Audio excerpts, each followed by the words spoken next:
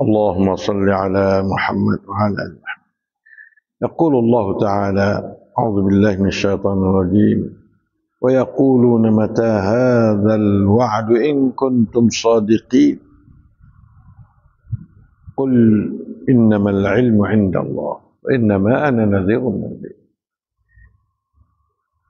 Ini adalah soalan syaitan melalui lidah manusia yang kafir kepada Allah Subhanahu Wa Taala.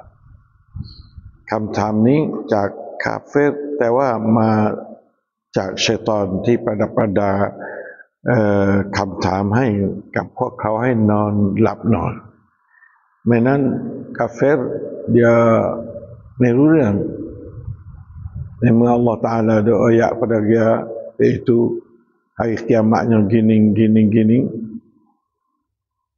tanda kata hari kiamat adalah hari yang fitrah manusia tumpu dan teranak, manusia teranak. Sebab tu dia jadi berat kepada masalah tanya. Yas'aluna wa yaqulun mata hadzal wa'du in kuntum shadiqin. Wa'du sini wa'dul qiyamah tu lah.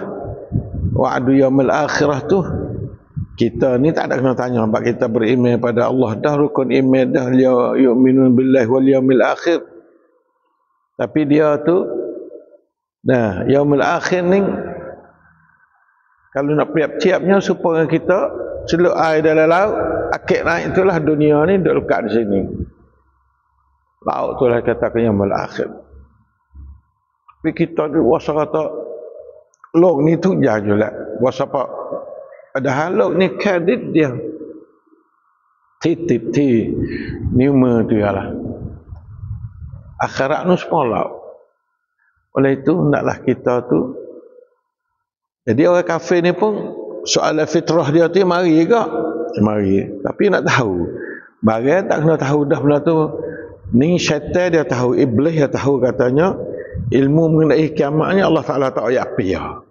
Lalu tu dia payam cicak jin masuk rasul, yaquluna mata hadzal wa'du in kuntum shadiqin. Rasulullah jawab tak boleh benda ni, qul innamal ilmu indallah. Yang nampak Allah lah nak rasul tu.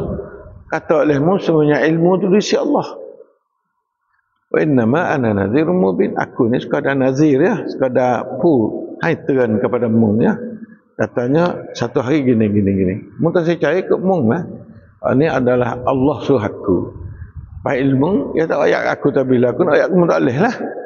Ni sedang katanya Nabi semua tu dia jalan menurut ilmu Allah Ta'ala. Nah, ma yantiqu 'anil hawa in huwa illa wahyu yuha. Yantiqu hasbal wahyi alladhi yuha ilaih.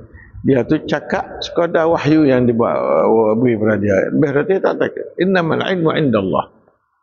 Nah, itulah penjelasan bahawasanya fitrah dia sangat nak ke benda tu.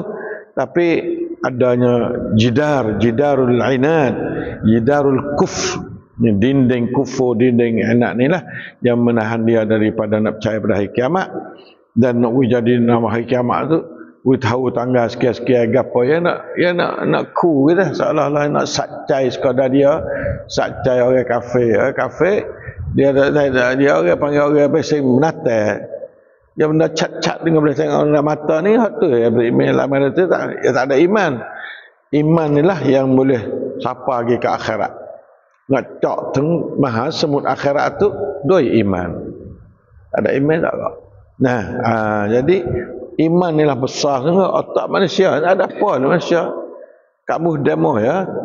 Nah, kalau nak kira dengan otak ni, tapi iman inilah yang besar, iman inilah yang sungguh yang membawa kepada kita tu kau cai ชีวิต ทั้ง ดุน nah ชีวิต ทั้ง หมด nah bukan ชีวิต โลก นี้ แค่ นิด เดียว nah wallahu muwaffiq wal hadi ila sawis sabil. Assalamualaikum warahmatullahi wabarakatuh.